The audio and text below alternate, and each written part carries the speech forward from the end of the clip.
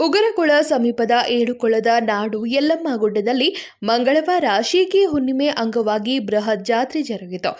ಬೆಳಗ್ಗೆಯಿಂದ ಗುಡ್ಡದತ್ತ ಹರಿದು ಬಂದ ಲಕ್ಷಾಂತರ ಭಕ್ತರು ಆದಿಶಕ್ತಿ ಶ್ರೀ ರೇಣುಕಾದೇವಿಗೆ ತಮ್ಮ ಶಕ್ತಿಗೆ ಅನುಸಾರ ಪೂಜೆ ಸಲ್ಲಿಸಿ ವಿಶೇಷ ದರ್ಶನ ಪಡೆದು ಪುನೀತರಾದರು.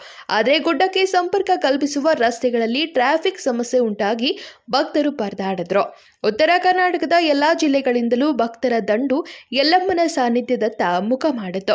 ಎತ್ತ ನೋಡಿದ್ರೂ ಜನ ಜಾತ್ರೆಗೆ ಕಣ್ಣಿಗೆ ರಾಚುತ್ತಿತ್ತು. ಶೀಗಿ ಹುಣ್ಣಿಮೆಯಾದ್ರಿಂದ ಅಲ್ಲೊಂದು ಗ್ರಾಮೀಣ ಹಳ್ಳಿ ಸೊಗಡಿನ ಜಾತ್ರೆಗೆ ನಡೆದಂತ ಅನುಭವ ಎಲ್ಲರಿಗೂ ಭಾಸವಾಗ್ತಿತ್ತು. ಯಲ್ಲಮ್ಮ ಗುಡ್ಡದ ಬೆಟ್ಟದ ಪ್ರದೇಶಗಳಲ್ಲಿ ಠಿಕಾಣಿ ಹೂಡಿದ್ದ ಭಕ್ತರು ಮಲಪ್ರಭೆ ಮಡಿಲಲ್ಲಿನ ಜೋಗುಳಬಾವಿ ಎಣ್ಣೆ ಹೊಂಡದಲ್ಲಿ ಪವಿತ್ರ ಸ್ನಾನ ಮಾಡಿ ವಿಶೇಷ ನೈವೇದ್ಯ ತಯಾರಿಸಿ ಪರಡಿ ತುಂಬಿ ಅಮ್ಮನ ಕೃಪೆಗೆ ಪಾತ್ರರಾದರು.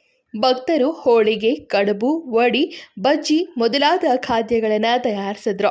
ಧಾರ್ಮಿಕ ವಿಧಿವಿಧಾನಗಳ ನಂತರ ಎಲ್ಲರೂ ಒಗ್ಗೂಡಿ ಕುಳಿತು ದೇವಿಯ ದರ್ಶನ ಪಡೆದು ಶೀಗಿ ಹುಣ್ಣಿಮೆ ಅರ್ಥಪೂರ್ಣವಾಗಿ ಆಚರಿಸಿದ್ರು. ಶೀಗಿ ಹುಣ್ಣಿಮೆ ಜಾತ್ರೆ ರೈತರ ಜಾತ್ರೆ ಎಂದೇ ಖ್ಯಾತಿ ಪಡೆದಿದೆ. ಆದರೆ ಈ ಬಾರಿ ಮಳೆ ಪ್ರವಾಹದಿಂದ ಅಪಾರ ಪ್ರಮಾಣದಲ್ಲಿ ಬೆಳೆಹಾನಿಯಾಗಿ ರೈತರು ಸಂಕಷ್ಟದಲ್ಲಿದ್ದಾರೆ. ಹಾಗಾಗಿ ರೈತರು ಹೆಚ್ಚಿನ ಸಂಖ್ಯೆಯಲ್ಲಿ ಸೇರುತ್ತಾರೋ ಅಥವಾ ಇಲ್ಲವೋ ಎಂಬುವ ಅನುಮಾನವಿತ್ತು. ಆದರೆ ರೈತರು ನಿರೀಕ್ಷೆಗೂ ಮೀರಿ ಹರಿದು ಬಂದಿದ್ದಾರೆ.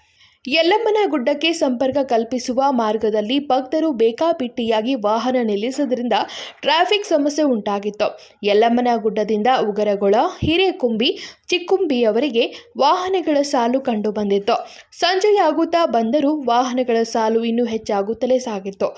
ಭಕ್ತರು ಹೈರಾಣಾಗಿದ್ದು ಕಂಡು ಬಂದಿತ್ತು. Vinod Kolkar, KMM Kannada news, Belagavi.